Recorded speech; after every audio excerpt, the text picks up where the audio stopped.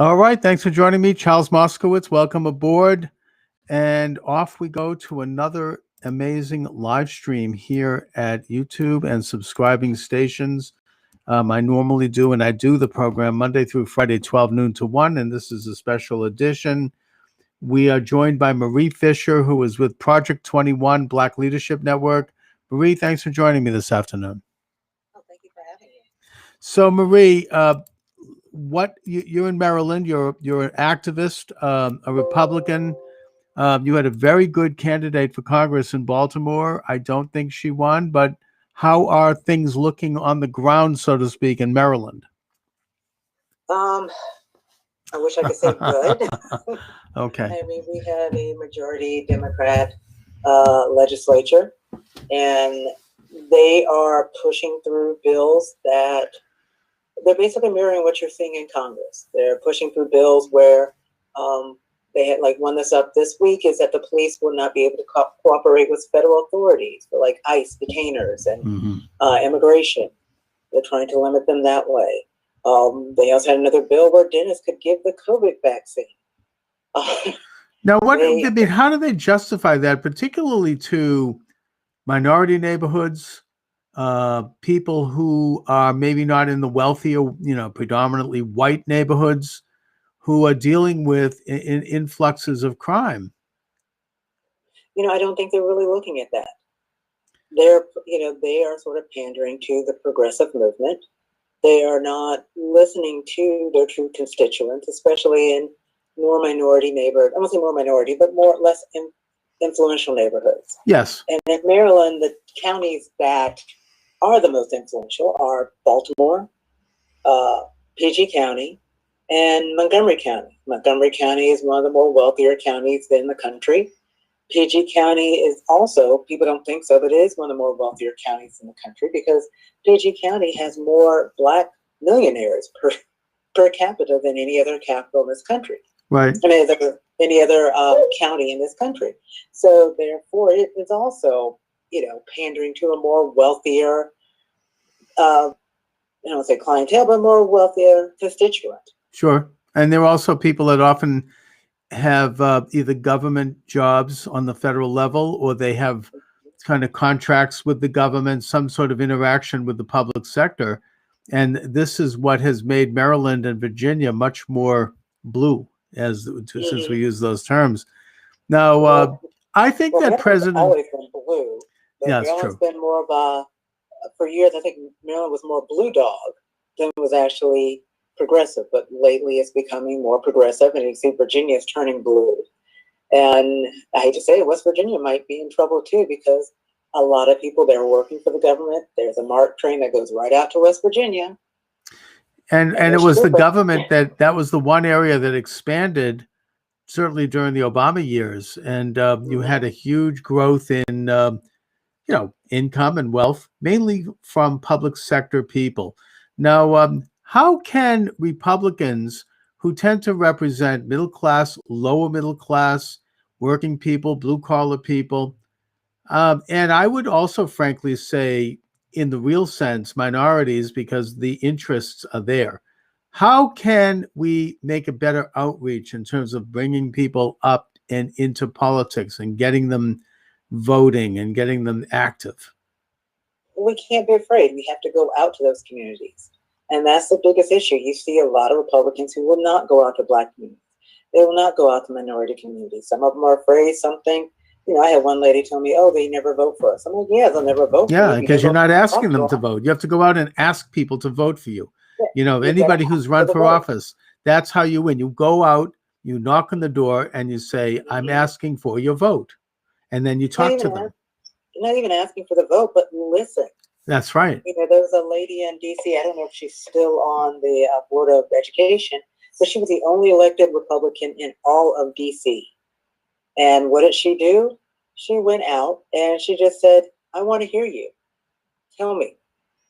And she said so many people said no one had ever knocked on their door before, because it was always Democrat, and the Democrats always just assume, "Oh, we're going to get that vote." So she went out, and I think she knocked on a total of, about 7,000 to 9,000 doors. Incredible.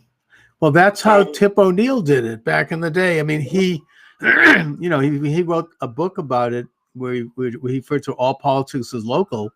He went door to door in his district, which happens to be where I live in Boston.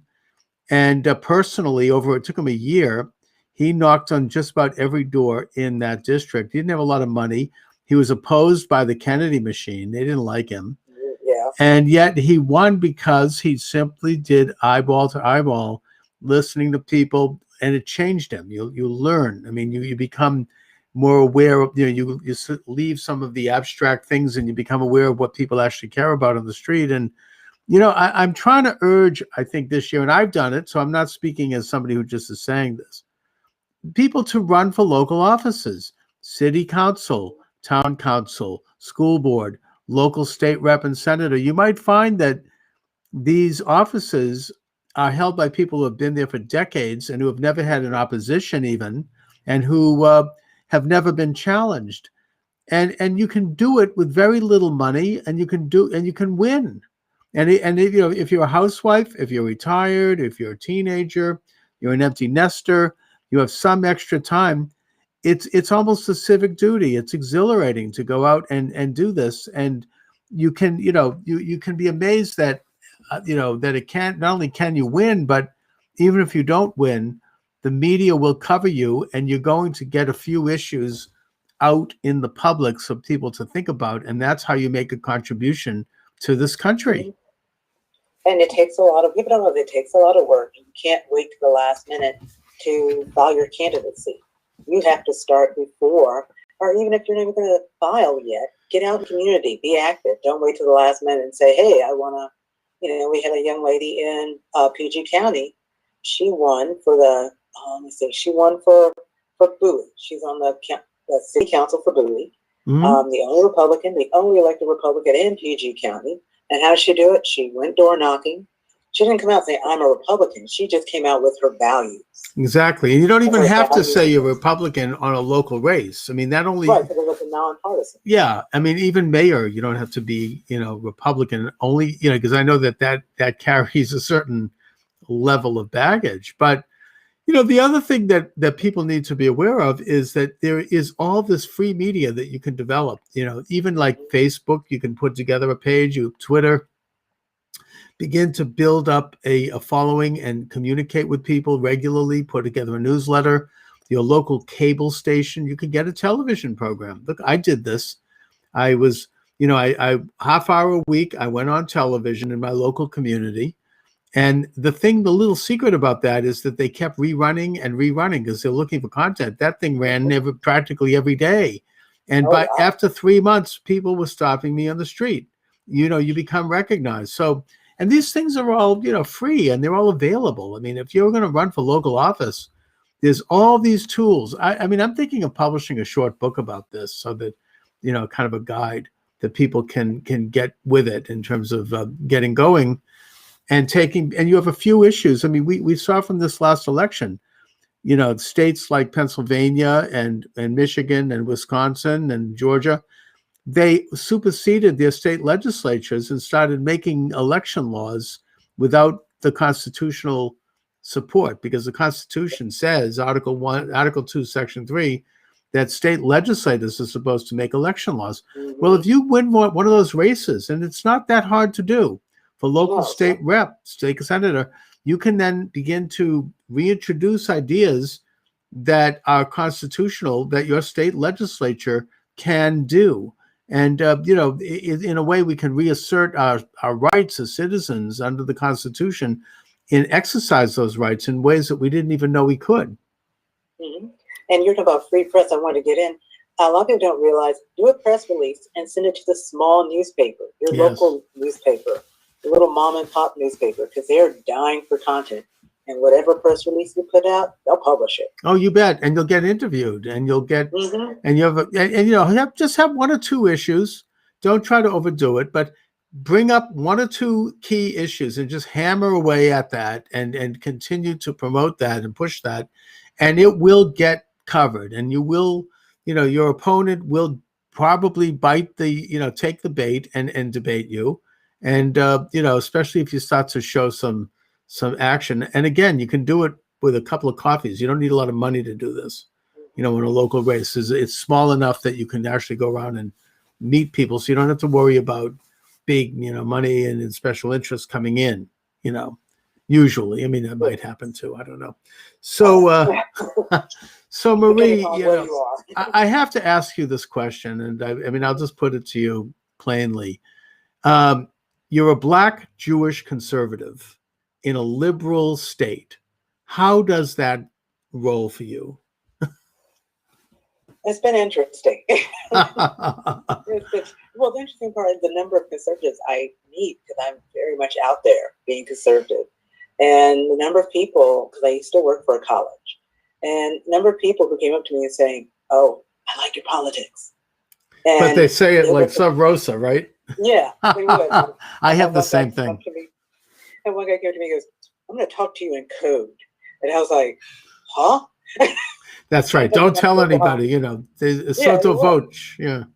But like the number of people who are like that, it was shocking. And it's you know what?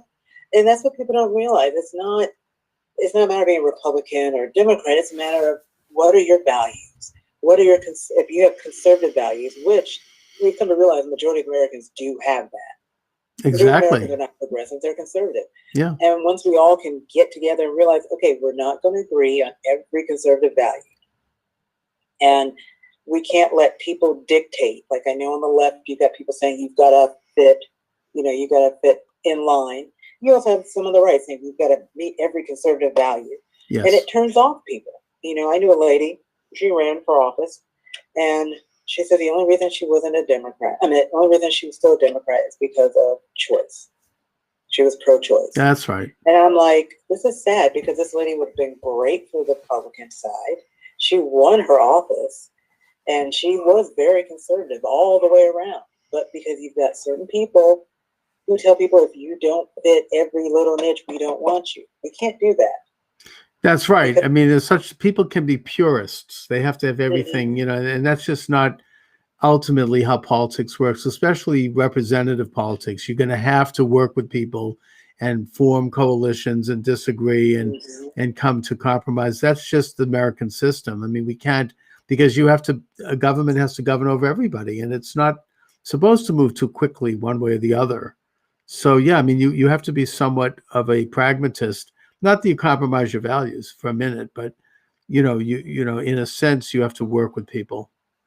Right, you wouldn't compromise your personal values, but overall, we're still trying to push one general value. And when you look at what's happening nowadays, especially since Biden took office, we really need to get our act together because this is really scary with everything going on, what's being pushed. It just seems relentless. I've had friends who are telling me, they feel like giving up. Now tell me, how do you think that so far the Biden administration is affecting the Black community, the minority community generally? Well, people are already seeing it. First of all, you look at the gas prices. That's right. Some people are saying, "Oh, well, that was going to happen anyway." No, it's like by him, saying he's not doing the pipeline, that caused speculation to go up, caused prices to go up. And that's affecting people's pocketbooks. That's right. Right now, it's going to be at the pump. Eventually, that price is going to hit the major manufacturers, and that means our prices are going to go up. So immediately, everybody is starting to see, people are starting to, and I'm seeing everywhere people are regretting. Yeah, the prices go up, the employment goes down. It seems like Biden is trying to do just policies out of strict vengeance and spite, in that he's canceling President Trump's executive order that insists that onerous regulations be gotten rid of. That every new regulation you have to sunset 2 bad regulations and things like that, which have helped business. They've helped people start to develop and expand their businesses without, by getting over these rules that actually only help the big guys. Right, people don't realize a lot of regulations out there, they're not hurting the big guys, because the big guys are going to have the money, the ways, the means to get around those regulations, shortcut it. Exactly. They're going to hire someone to do it, outsource it, put it in another country. Most regulations hurt the small guy, the entrepreneur, the one who's trying to start a business. That's who it's going to hurt. And that's what we need to grow right now. Until our small businesses grow, no matter how much money you put in these relief package or stimulus packages, that does not grow an economy. Small businesses are the machine of an economy. And they're being wiped out by the COVID. And well, I don't want to say wiped out by COVID, wiped out by our government, because you look at places like Florida and what was it? I believe North Dakota with Kristi Noem? Yeah. They didn't do shutdowns. Their small businesses are still going. So it wasn't wiped out by COVID, it was wiped out as a government reaction to COVID. That's right. And that there's ways to protect yourself from a virus without having the government come in with these very, very extreme measures. And that doesn't seem to be letting up anytime soon either. I told someone, I said, a small mom and pop business is going to care more about, making sure they're not getting infected with COVID and their people not. They're going to be cleaning their place faster. They're going to be taking more precautions than I think the big guys. Because I told someone, I said, these big box retailers, you're just another consumer. They'll easily replace somebody else. If you work for them, if you get sick, that's just another employee they'll replace with somebody else. A mom and pop business, they can't afford to train people as fast, get people up to speed. So to be honest, I felt more safe going into a small business with this pandemic than a big business. For sure, because the business is accountable. I mean, they have to, they're going to end up being hit if they don't fly right in those cases. So, you, Marie, are really talking about issues that actually can make a difference for average people because, it's the pocketbook issues, the price of hamburger. This is stuff that affects people literally. And I think it's the kind of stuff that people are going to look at in the coming year as we move toward the election, which is really only a few months away. And hopefully we take back the House. Now, is Maryland fielding any good candidates for 2022? So far, I haven't heard anything yet. That doesn't mean anything. I mean, I'm pretty sure Kim will probably run again. Good, because she's a great candidate. Yeah, she was. And I think that, by the way, Trump did better amongst minority communities than he did last time. Minority votes than any other Republican president. I think it's said over 50 years, probably since Eisenhower. Yeah. So, I mean, that has to be continually capitalized on. You make the good point, the Republican Party, although I wouldn't hold my breath for them, but, they need to, right, don't wait for it, but they need to go into neighborhoods and start to knock on doors and meet people, and individuals need to do it. I hope you run for the House.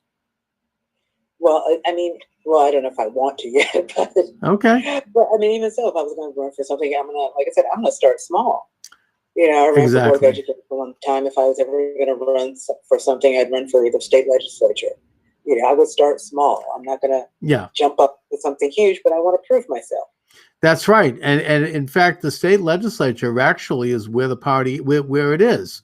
That's where the power is. I mean, they need to wake up and learn how to exercise that power. And to my way of thinking, this last election should have been a wake-up call in terms of the actual power the state legislature does have, and they don't know it, and they need to exercise it.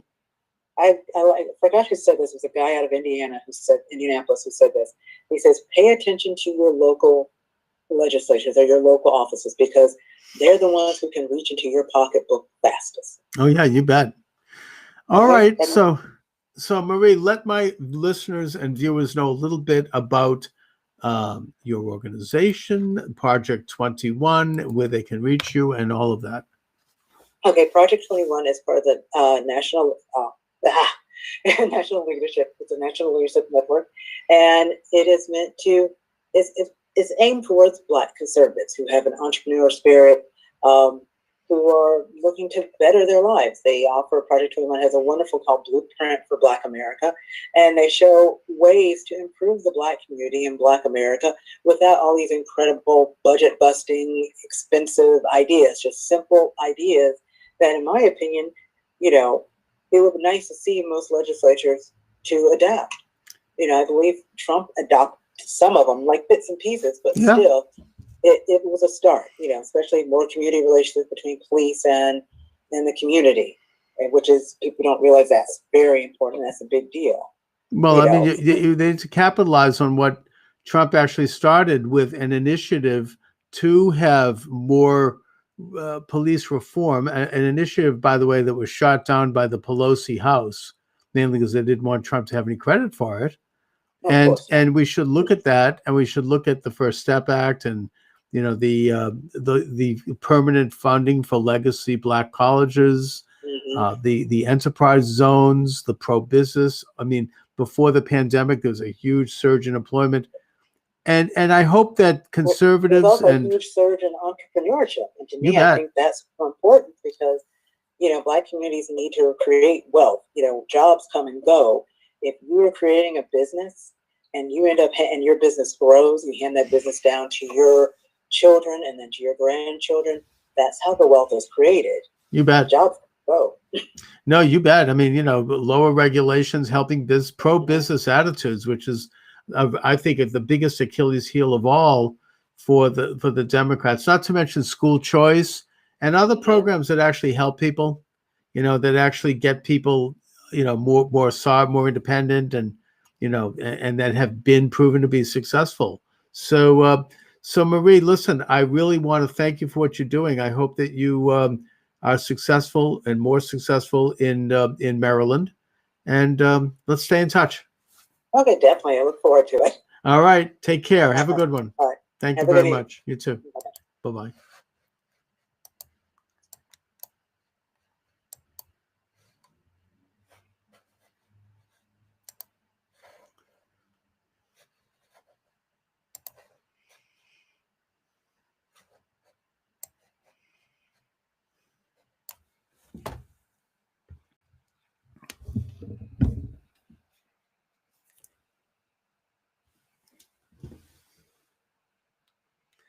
Only 42 viewers. That's all right.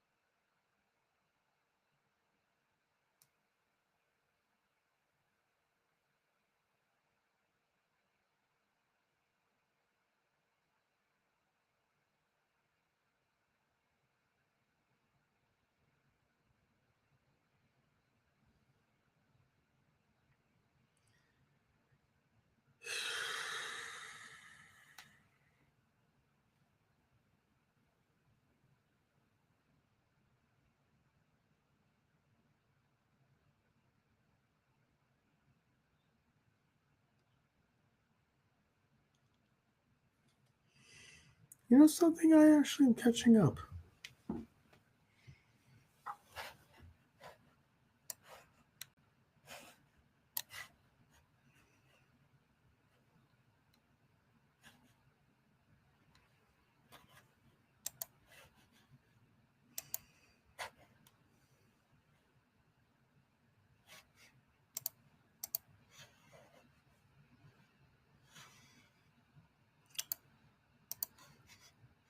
$150 counts of voter fraud.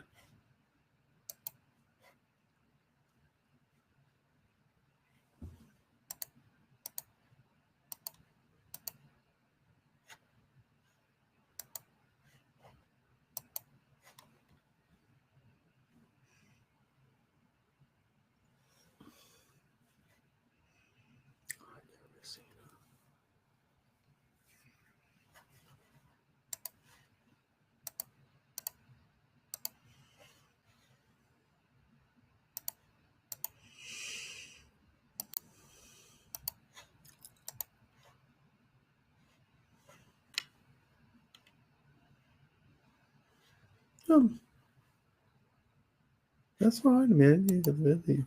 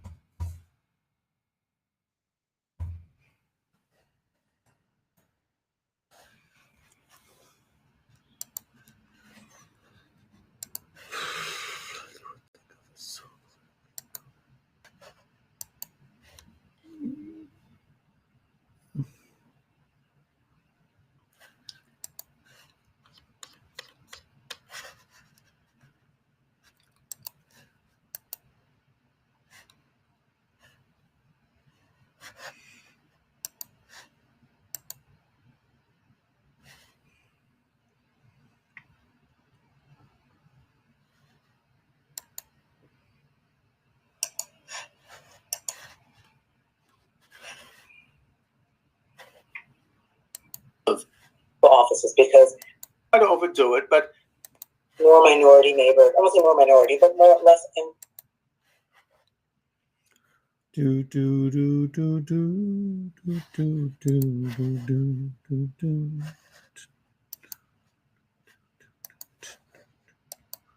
Do do do do do do do.